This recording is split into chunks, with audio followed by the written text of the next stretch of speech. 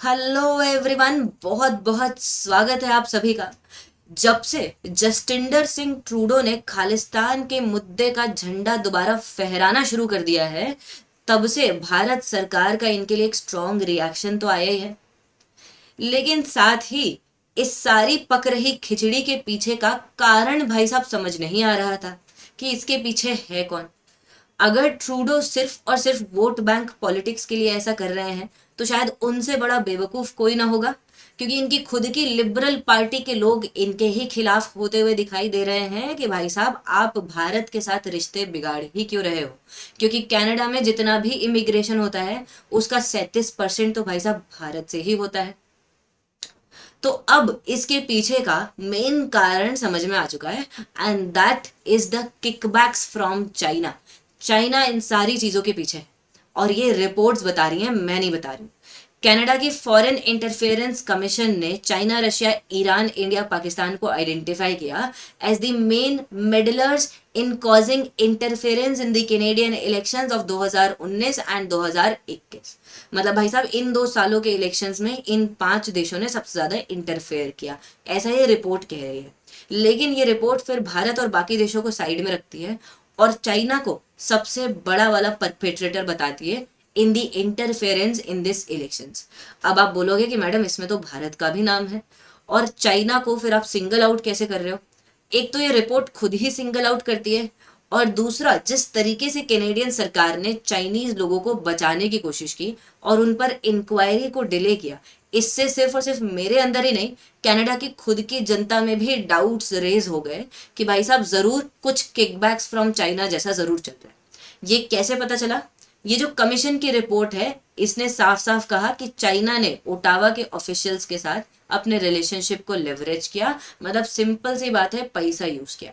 जहां पर भी कनाडा में लोकल लेवल के इलेक्शंस हो रहे थे वहां पर चाइना ने ये इंश्योर किया कि गलती से भी चाइना के खिलाफ बोलने वाले कैंडिडेट्स को खड़े होने का या लोकल लेवल पर मीटिंग्स को अटेंड करने का कोई भी मौका ना मिले, इवेंट्स को अटेंड ही नहीं करने दिया जाए इन कैंडिडेट्स को। मतलब डेमोक्रेसी में सीधा सीधा अटैक। और इसके साथ साथ इन लोगों ने फंड्स को भी ट्रांसफर किया है फॉर इंटरफेरेंस रिलेटेड पर्पसेस, जो कनाडा की इंटर एस्पियोनाज एजेंसी ने, कनाडा की इंटेलिजेंस एजेंसीज ने साफ साफ ये चीजें बाहर निकाली।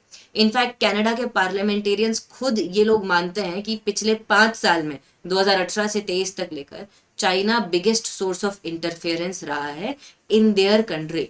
और इसीलिए कनाडा की लिबरल पार्टी लेड सरकार ने इन लोगों को बचाने की कोशिश की है, स्पेशली जो लिबरल पार्टी और चाइना के बीच में एक लिंक का फॉर्म करते हैं। देखो, लिबरल पार्टी का एक पावर ब्रोकर है, दैट इज माइकल चान।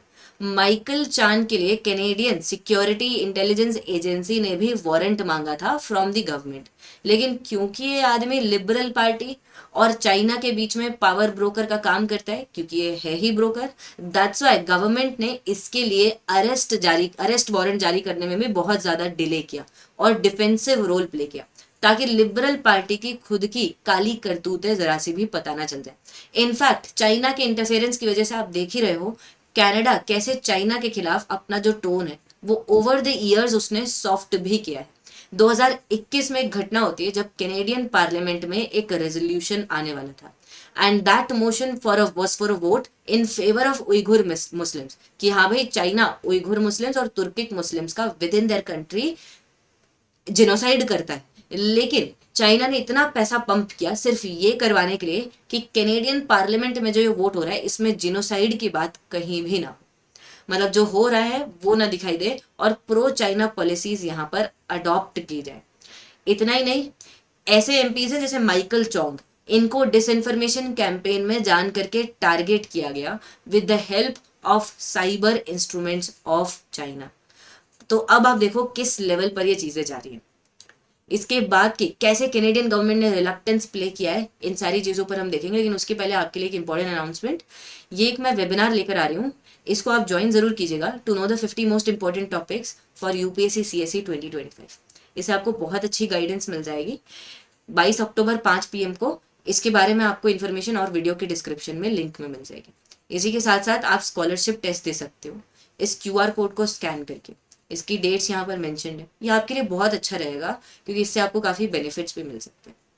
क्योंकि हमने एक पूल बनाया है जिससे हम लोगों को फायदा पहुंचाएंगे। इसी के साथ साथ दिल्ली में आप मुखर्जी करोल बाग सेंटर में विजिट कर सकते हो if you are a English medium student, and if you are a Hindi medium student आप मुखर्जी नगर सेंटर में विजिट कर सकते हो।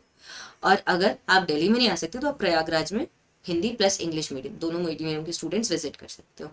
तो यहाँ पर हम आपको पूरा गाइडेंस दे देंगे, और इसके साथ साथ आप हमारे कोर्स के बारे में जान सकते हो जिसमें फाउंडेशन के साथ साथ और भी बहुत फीचर्स हैं, CSAT, ऐसे current affairs, test series, guidance, mentorship, सब कुछ आपको मिल जाएगा। और अगर और जानना है और आप सेंटर नहीं आ सकते हो तो आप वीडियो के नीचे डिस्क्रिप्शन में लिंक पर क्लिक कर सकते हो फॉर फर्दर इंक्वायरी।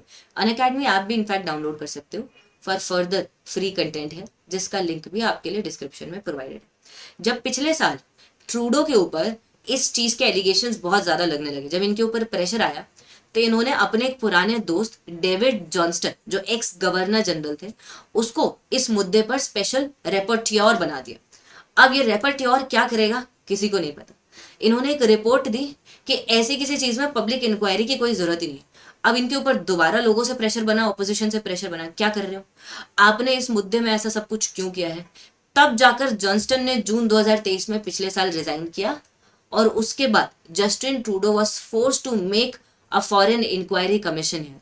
जो कमीशन मैंने आपको शुरुआत में दिखाया, फॉरेन इंटरफेरेंस कमीशन, ये जस्टिन ट्रूडो के ऊपर जब इतना प्रेशर बना तब जाकर उन्होंने ये कमीशन को फ्रेम किया। अब उसके बाद इंक्वायरी लगातार चली है और लगातार यहाँ पर पब्लिक हियरिंग्स की गई है जो पब्लिक में भी यहाँ पर प्रोवाइड की गई है। ऐसे ही जस्ट एक दिन पहले जस्टिन ट्रूडो को बताया गया आप इस मुद्दे पर कुछ बोलिए। इन्होंने इस कमीशन के सामने अपनी बात को टेस्टिफाई किया, और इन्होंने देखो डिफेंस क्या दिया चाइना को, अपने आकाओं को बचाने की कैसी कोशिश की है। इन्होंने कहा चाइना एमपीज का 3 तरीके से प्रोफाइलिंग कर रहा है कनाडा में। एक वो जो प्रो चाइना है, एक वो जो न्यूट्रल टू चाइना है, एक वो जो एंटी चाइना है। अब कनाडा बोल रहा है, ये अपनी पोल खोल रहे हैं वैसा करके देखो, कि NAFTA north American free trade agreement की ट्रीटी की बातचीत के टाइम पर हमने भी यूएस के एमपीज को ऐसे प्रो न्यूट्रल एंटी कनाडा के फॉर्म में प्रोफाइल किया था। तो ये कोई गलत बात नहीं है, ये दुनिया की हर कंट्री करती है। ठीक है भाई साहब, हम मान लेते हैं दुनिया की हर कंट्री करती है, लेकिन पैसा देना, कोअर्जन देना, किसी पर्टिकुलर एमपी के खिलाफ डिसइंफॉर्मेशन कैंपेन लाना, लोकल इलेक्शन रिलेटेड इवेंट्स में ये इंश्योर करना कि एंटी चाइना लोग खड़े ही ना हो पाए, उन इवेंट्स को अटेंड ही ना कर पाए, क्या ये कोई डेमोक्रेटिक कंट्री करती है? क्या इस टाइप के कोअर्सिव एक्टिविटी कभी भारत आपको करता हुआ दिखाई दिया?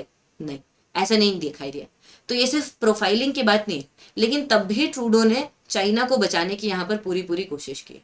अब भारत को इंटरनेशनली ये इश्यूज रेस करने चाहिए। This is little bit about me, मेरे बारे में जान सकते हो। ये क्यूआर कोड है, इसको स्कैन कर सकते हो for getting into Telegram group.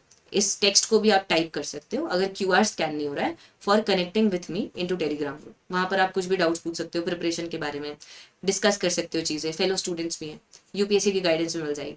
सो भारत को अभी इंटरनेशनली मुद्दा रेस करना चाहिए कि एक्चुअल में कनाडा जो भी कर रहा है उसके पीछे चाइना के किकबैक्स भी हैं इनटू देयर डेमोक्रेसीज, और भारत को फ्रीडम ऑफ डेमोक्रेसी का मुद्दा उठाना चाहिए।